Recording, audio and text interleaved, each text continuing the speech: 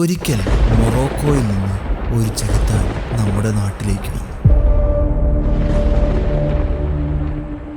ഇവിടെ ചില മല്ലവിദ്യകൾ കാണിച്ചവനെ ഏവർക്കും ഇഷ്ടമായി. ഏറെ ശക്തനായ ആ ചെകുത്താൻ ആ നാട്ടുകാരുടെ ഏറ്റവും പ്രിയപ്പെട്ട കാവൽക്കാരനായി. അവൻ്റെ നാമം സകല ദിക്കിലും പരന്നു. അങ്ങനെ ഇരിക്കെ ഒരു ദിവസം അവനെ പിടിച്ചുകെട്ടാൻ അതേ മൊറോക്കൻ മണ്ണിൽ നിന്ന് മറ്റൊരു ചെകുത്താൻ അവിടെ കാലുകുത്തി. അലാദിൻ അജാർ.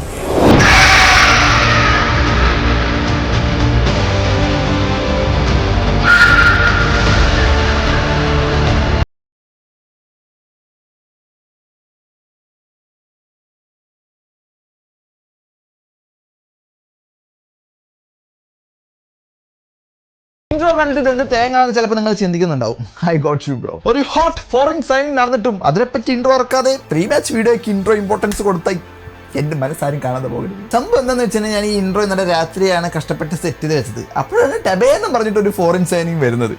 പിന്നെ ഞാൻ ഒന്നും നോക്കിയില്ല, 2 വീഡിയോയും കൂടെ ഒരുമിപ്പിച്ച്. അതുകൊണ്ട് ഈ വീഡിയോ കുറച്ചധികം ലെങ്തി ആയിരിക്കും. പിന്നെ ഇൻട്രോയിൽ മെൻഷൻ ചെയ്തിട്ടുള്ള നമ്മുടെ ആ ചെകുത്താൻ ഈ ഒരു മത്സരത്തിൽ ഇറങ്ങുമെന്നുള്ള കാര്യം കുറച്ച് സംശയമാണ്. അത് നമുക്ക് അവസാനമാകുമ്പോൾ ഞാൻ പറയാം. സോ ഈ ഒരു സൈനിങ്ങിനെ കുറിച്ച് പറയുന്നതിന് മുമ്പ് ചൂണ്ടിക്കാണിക്കേണ്ടുന്ന ഏറ്റവും പ്രധാനപ്പെട്ട ഒരു കാര്യമാണ് ബ്ലാസ്റ്റേഴ്സ് ആരാധകരുടെ പ്രൊട്ടസ്റ്റ്. കേരള ബ്ലാസ്റ്റേഴ്സ് ഇതിനു മുൻപും ദയനീയമായ അവസ്ഥകളിലൂടെ കടന്നുപോയിട്ടുള്ള സീസണുകൾ ഉണ്ടായിട്ടുണ്ട്. അപ്പോഴൊന്നും ഒരു ഇഞ്ചുറി കൺസേൺ ഇല്ലാതെ ജാനുവരിയിൽ തന്നെ മാനേജ്മെന്റ് ഒരു പ്ലെയറിനെ റീപ്ലേസ് ചെയ്യാൻ തയ്യാറായിട്ടില്ല. പക്ഷെ പതിവിന് വിപരീതമായിട്ട് ഇത്തവണ അത് സംഭവിക്കുന്നു. അത് ഈ പ്രൊട്ടസ്റ്റിന്റെ ഫലം ഒന്നുകൊണ്ട് മാത്രമാണ്. പിന്നെ കഴിഞ്ഞ മത്സരത്തിന്റെ അവസാനം വൈറ്റിംഗ് ക്ലാപ്പ് ചെയ്യാൻ വന്ന പ്ലേയേഴ്സ് ആരാധകരുടെ ചാൻഡ് കേട്ട് തിരിച്ചു പോയതിനെതിരെ പല വിമർശനങ്ങളും മഞ്ഞപ്പടക്കെതിരെ ഉയർന്നിരുന്നു. ആ ഗാലറി പ്ലേയേഴ്സിനെതിരെ അല്ല, മാനേജ്മെന്റിനെതിരെയാണ് ചാൻഡ് ചെയ്തത് എന്നുള്ളത് വ്യക്തമാണ്, ഓഡിബിൾ ആണ്. ആരാധകർ സ്റ്റേഡിയത്തിന് പുറത്ത് സംഘടിപ്പിച്ച റാലി തടഞ്ഞതും സ്റ്റേഡിയത്തിനകത്ത് പോലീസ് വന്ന് ചാൻഡിങ് തടഞ്ഞതും മാനേജ്മെന്റിനെതിരെ ഉയർത്തിപ്പിടിച്ച ബാനറുകൾ പിടിച്ചു വാങ്ങിയതും ഒരു മാച്ച് ക്യാമ്പിൽ പോലും പ്രൊട്ടസ്റ്റിന്റെ വിഷ്വലുകൾ പെടാതിരിക്കാൻ ശ്രദ്ധിച്ചതുമൊക്കെ നമ്മൾ കണ്ടതാണ്. അങ്ങനെ ഒരു മൊമെന്റിൽ വീണ് കിട്ടിയ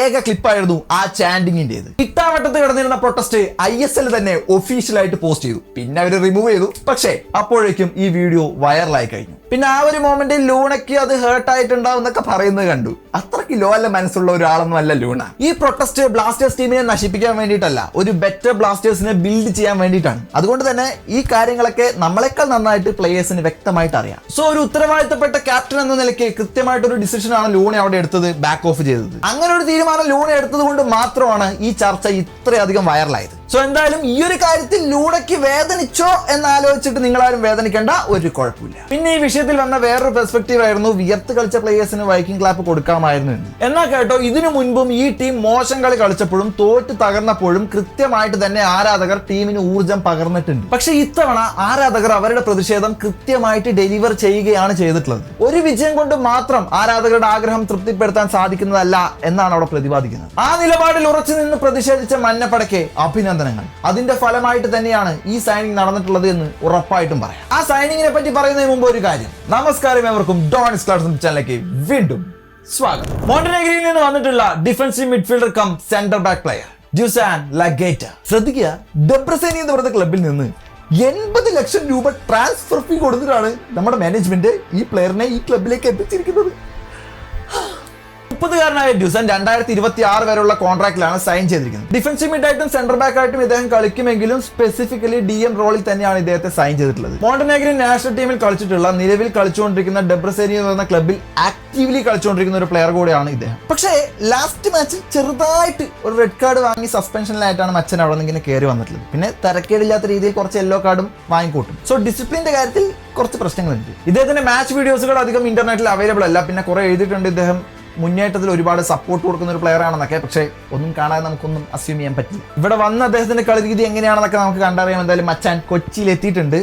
അടുത്ത ക്വസ്റ്റ്യൻ എന്താണെന്ന് വെച്ച് കഴിഞ്ഞാൽ ഈ പ്ലെയറിന് പകരം ആരിവിടെ നിന്ന് പോകുമെന്നാണ്. ഒബിയസ്ലി അലക്സാണ്ടർ കോയഫിനെ പറഞ്ഞു വിടാൻ തന്നെയാണ് സാധ്യത. ഒഫീഷ്യലായിട്ട് ഇതുവരെ ഒന്നും വന്നിട്ടില്ല. പക്ഷേ സീസണിൽ കോയഫിന്റെ ഗെയിമിംഗ് സ്റ്റൈൽ തീർച്ചയായിട്ടും ബ്ലാസ്റ്റേഴ്സിന് പൂർണ്ണമായിട്ട് ഉപയോഗപ്പെട്ടിട്ടില്ല. ഒരു DM-നേക്കാൾ ഒരു സെൻട്രൽ മിഡ് റോളിലാണ് അദ്ദേഹം കൂടുതൽ കംഫർട്ടബിൾ ആയിട്ട് നമുക്ക് തോന്നിയിട്ടുള്ളത്. സോ അങ്ങനത്തെ ഒരു റോൾ അല്ല ബ്ലാസ്റ്റേഴ്സിന് നിലവിൽ ആവശ്യം എന്നുള്ളത് കൊണ്ട് തന്നെയാണ് ഈ ഒരു റീപ്ലേസ്മെന്റ് സംഭവിച്ചിട്ടുള്ളത്. ഡ്യൂസൻ വരുന്ന സാഹചര്യത്തിൽ റെസ്റ്റ് ഓഫ് ദ സീസൺ ആ ഒരു വാവ് ഇമ്പാക്ട് അദ്ദേഹത്തിന് ഉണ്ടാക്കാൻ സാധിക്കുക എന്നുള്ളത് ഒരു ക്വസ്റ്റ്യൻ മാർക്കാണ്. സോ എന്തായാലും നമുക്ക് ആദ്യം കാണാം ഈ ഒരു പ്ലെയർ ബ്ലാസ്റ്റേഴ്സിന് എത്രത്തോളം ഉതകും എന്നുള്ള കാര്യം. ആൻഡ് ഇനിയാണ് നമ്മൾ പ്രധാന വിഷയം സംസാരിക്കാൻ പോകുന്നത്. ബ്ലാസ്റ്റേഴ്സിന്റെ അടുത്ത ഹോം മത്സരം നോർത്ത് ഈസ്റ്റ് യുണൈറ്റഡിനെതിരെ. 6 മത്സരങ്ങളിൽ നിന്ന് 24 പോയിന്റുമായിട്ട് നോർത്ത് ഈസ്റ്റ് യുണൈറ്റഡ് 5ാം സ്ഥാനത്തും 6 മത്സരങ്ങളിൽ നിന്ന് 20 പോയിന്റുമായിട്ട് കേരള ബ്ലാസ്റ്റേഴ്സ് 8ാം സ്ഥാനത്താണ് ഉള്ളത്. ഈ അടുത്ത് കഴിഞ്ഞ കുറച്ച് മത്സരങ്ങളായിട്ട് ഒപ്പോണൻസ് ടീമിന്റെ ഏതെങ്കിലും പ്ലേയേഴ്സിന് ഇഞ്ചുറിയോ സസ്പെൻഷനൊക്കെ ആയിട്ട് ബ്ലാസ്റ്റേഴ്സിന് കുറച്ച് അഡ്വാൻറ്റേജുകളൊക്കെ ലഭിച്ചിട്ടുണ്ടായിരുന്നു. പക്ഷേ ഇത്തവണ ഒപ്പോണൻസിന്റെ ഭാഗത്ത് നിന്നും അത്തരം അഡ്വാൻറ്റേജ് ഒന്നും ബ്ലാസ്റ്റേഴ്സിന് കിട്ടാനില്ല.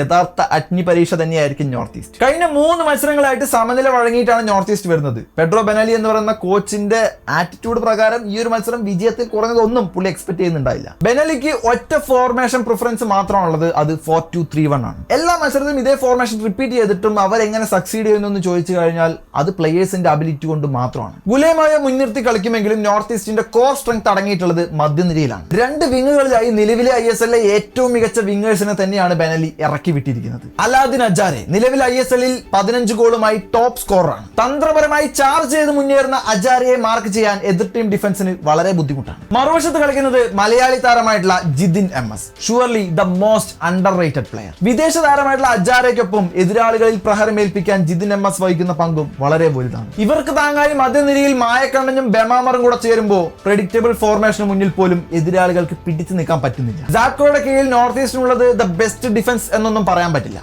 പക്ഷേ അവർ ബ്ലണ്ടേഴ്സ് അധികം വരുത്താറില്ല. ഒപ്പം ഗോൾ കീപ്പർ ആയിട്ടുള്ള ഗുർമീത് സിംഗിന്റെ ഇൻഡിവിജ്വൽ അബിലിറ്റി കൂടെ ആകുമ്പോൾ നോർത്ത് ഈസ്റ്റ് ഒരു ശക്തി കേന്ദ്രമാണ്. ഇനി ബ്ലാസ്റ്റേഴ്സ് നേരത്തെ മെൻഷൻ ചെയ്ത നമ്മുടെ ചെകുത്താൻ നോവാ സദോയി ഷോൾഡർ ഇഞ്ചുറി മൂലം ചിലപ്പോൾ ഈ മത്സരം കളിക്കില്ല എന്നൊരു അഭ്യൂഹം കേൾക്കുന്നുണ്ട്. അങ്ങനെ സംഭവിച്ചു കഴിഞ്ഞാൽ ഈ ഒരു ഇമ്പോർട്ടന്റ് മാച്ചിൽ തീർച്ചയായിട്ടും അത് ടീമിന് വലിയ തിരിച്ചടി തന്നെയാവും. ഒപ്പം ആ ഒരു വിങ്ങിൽ ഒരാൾ കൂടെ നമുക്കില്ല. നിലവിലെ ബ്ലാസ്റ്റേഴ്സ് ഡിഫൻസിൽ ഏറ്റവും മെച്ചപ്പെട്ട പെർഫോമൻസ് കാഴ്ചവെക്കുന്ന Naocha Singh 4 yellow card suspension മൂലം ഈ മത്സരം കളിക്കില്ല. പുതിയ വിദേശ താരത്തെ വന്ന പാടെ ഈ ഒരു മത്സരത്തിൽ കളിക്കാൻ എന്തായാലും ഇറക്കില്ലായിരിക്കും അല്ലേ. എന്തായാലും ഞാൻ ഈ വീഡിയോ ഷൂട്ട് ചെയ്യുന്നത് വരെ ആരെയും ബ്ലാസ്റ്റേഴ്സ് ഇതുവരെ പുറത്താക്കിയിട്ടില്ല. അതുകൊണ്ട് തന്നെ കൊയഫിനോട് ചിലപ്പോൾ ഇങ്ങനെ പറഞ്ഞിട്ടുണ്ടാവും, മോനെ ഈ പോണതിന് മുമ്പ് ഈ കളിയും കൂടെ ഒന്ന് കളിച്ചിട്ട് പോകണം. നമ്മുടെ അവസ്ഥ അതാണ്.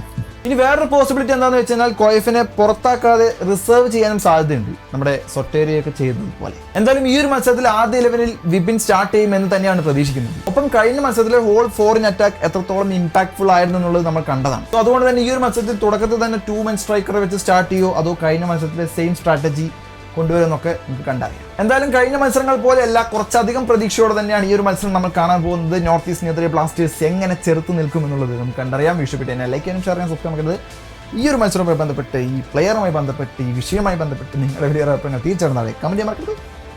മത്സരം